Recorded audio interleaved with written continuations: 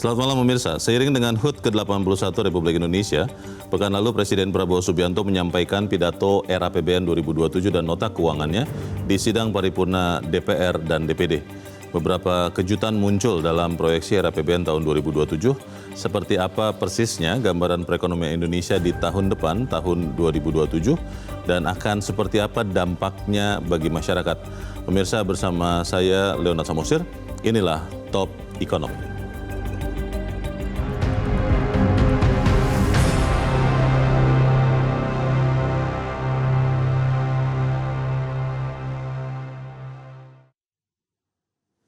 Pemirsa, mengutip pidato kenegaraan Presiden Prabowo Subianto, tema era APBN tahun 2027 adalah pertumbuhan ekonomi lebih tinggi dan sejahtera lebih cepat.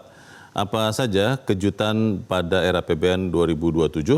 Sebelum kita lihat data era APBN 2027, pemirsa, inilah target utama ekonomi Indonesia yang tertuang di dalam era APBN 2027. Ekonomi Indonesia, pertumbuhan ekonomi tahun 2027 ditargetkan di angka 6%, naik dibandingkan target tahun ini yang ditargetkan tumbuh 5,4%. Kesejahteraan masyarakat juga ditargetkan meningkat. Dalam dokumen era APBN 2027, pendapatan per kapita tahun 2027 ditargetkan naik dari $5.520 Amerika per tahun menjadi $5.800 sampai $5.840 Amerika per tahun.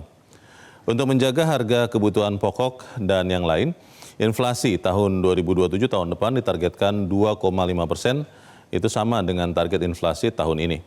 Sementara di tengah ketidakpastian global, nilai tukar rupiah akan dipertahankan di sekitar 17.500 per dolar Amerika.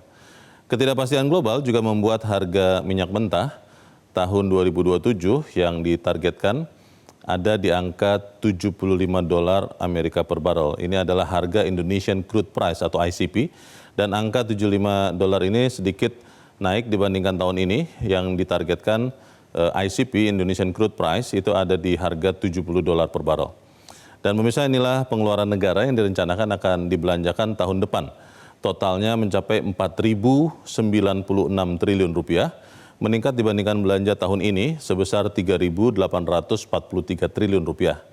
Belanja negara itu akan dibiayai dari pendapatan negara yang di tahun depan, tahun 2027 ditargetkan mencapai 3.426 triliun, naik dibandingkan pendapatan negara tahun ini sebesar 3.153 triliun rupiah.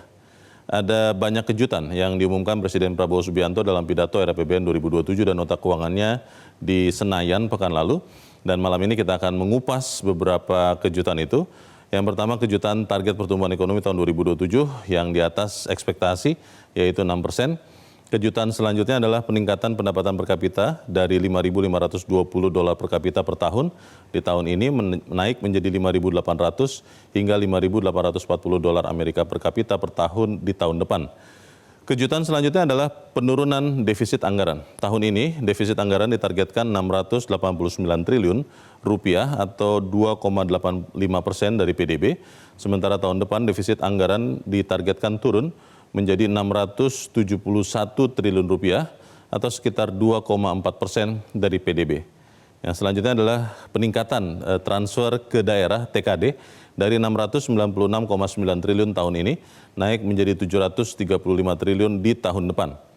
Yang lainnya adalah pencanangan atau peluncuran Bursa Mineral dan Komoditas Indonesia atau reference price terutama untuk produk mineral dan komoditas sawit dan komoditas lain.